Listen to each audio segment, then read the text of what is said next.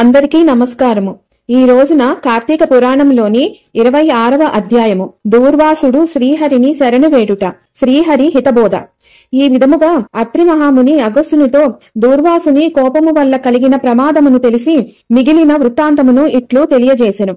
ఆ విధముగా ముక్కోపి అయిన దూర్వాసుడు భూలోకము, భువర్లోకము, పాతాళ లోకము, సత్యలోకమునకు తిరిగి తిరిగి అన్ని లోకములలోనూ తనను రక్షించువారు లేకపోవుటచే వైకుంఠమునందు మహావిష్ణువును కడకి వెళ్లి, వాసుదేవ జగన్నాథ శరణాగత రక్షక బిరుదాంకిత రక్షింపుము, నీ భక్తుడినైన అంబరీషునకు కీడు చేయదలచి నేను బ్రాహ్మణునను కాను, ముక్కోపి అయి మహాపరాధము చేసి తిని, నీవు బ్రాహ్మణ ప్రియుడువు, బ్రాహ్మణుడైన భృగు మహర్షి నీ యురముపై తన్నునను సహించితివి, ఆ కాలి గుర్తులు నేటికి నీ వక్షస్థలము పైన ఉన్నవి, ప్రశాంత మనస్కుడవై అతనిని రక్షించినట్లే కోపముతో నీ భక్తునికి శాపం ఇచ్చిన నన్ను కూడా రక్షింపుము, శ్రీహరి నీ చక్రాయుధము నన్ను చంపవచ్చుచున్నదని దుర్వాసుడు శ్రీమన్నారాయణుని పరిపరి విధములా ప్రార్థించెను. ఆ విధముగా దూర్వాసుడు అహంకారమును వదిలి తనను ప్రార్థించుట చూచి శ్రీహరి చిరునవ్వు నవ్వి, దూర్వాస, నీ మాటలు యథార్థములు, నీ వంటి తపోధనులు నాకత్యంత ప్రియులు, నీవు బ్రాహ్మణ రూపమున బుట్టిన రుతురుడవు, నిన్ను చూచిన వారు మూడు లోకములందు భయపడకుండా ఉండలేరు. నేను బ్రాహ్మణులకు మాత్రము ఎట్టి హింస కలిగించెను. ప్రతి యుగమునందు గో, దేవ, బ్రాహ్మణ, సాధు జంతువులకు సంభవించే యాపదలను పోగొట్టుటకు ఆయా పరిస్థితులకు తగిన రూపములు ధరించి దుష్ట శిక్షణ, శిష్ట రక్షణ గావింతువు. ఈ ప్రకారముగా అంబరీషుని శపించితివి.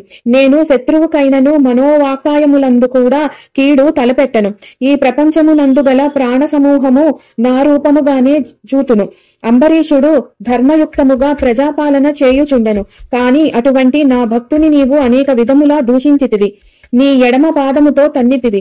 అతని ఇంటికి నీవు అతిథివై వచ్చి కూడా నేను వేళకు రాని ఎడల ద్వాదశి గడియలు దాటకుండా భుజింపుమని అంబరీషునకు చెప్పనైతివి. అతడు వ్రతభంగమునకు భయపడి నీ రాకకై చూచి జలపానము మాత్రమే చేసెను. అంతకంటే అతడు అపరాధము ఏమి చేసెను?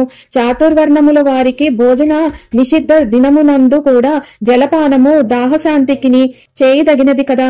జలపానమునరించిన మాత్రమున నా భక్తుని దూషించి శపించితివి.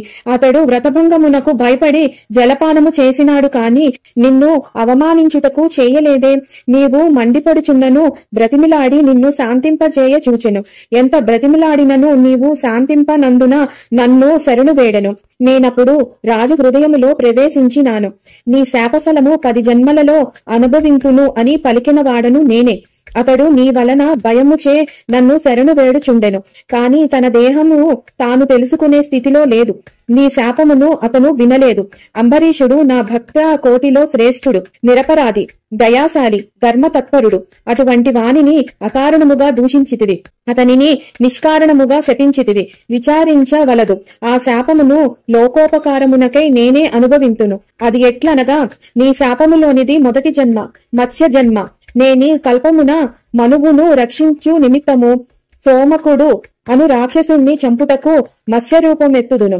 మరికొంతకాలమునకు దేవ దానవుల క్షీరసాగరమున మదించుటకు మందర పర్వతమును కవ్వముగా చేయుదురు. ఆ పర్వతమును నీటిలో మునగకుండా కూర్మరూపమున నా వీపున మోయుదును. వరాహ జన్మమెత్తి హిరణ్యాక్షుణ్ణి వధింతును. నరసింహ జన్మమెత్తి హిరణ్యకశిపుణ్ణి చంపి ప్రహ్లాదుణ్ణి రక్షింతును.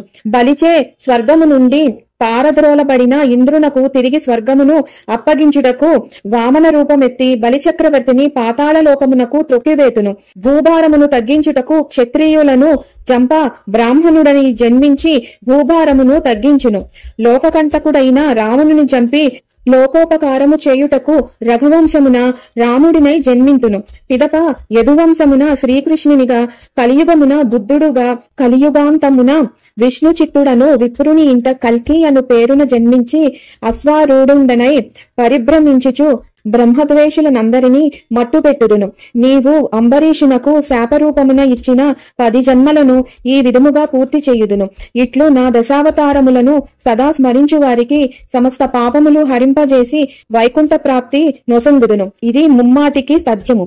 ఇట్లు స్కాంద పురాణాంతర్గత వశిష్ఠ ప్రోక్త కార్తీక మాహత్య మండలి షడ్వింశోధ్యాయము 26వ రోజు పారాయణము సమాప్తము.